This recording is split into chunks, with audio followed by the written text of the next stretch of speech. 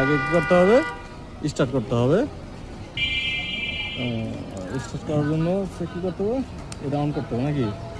On হচ্ছে, self দিতে হবে। এই যে সেলফ, হ্যাঁ সেলফ দিতে হবে। আর এটা হচ্ছে একটু হালকা ঘুরাইতে হবে, টাইমিং আছে।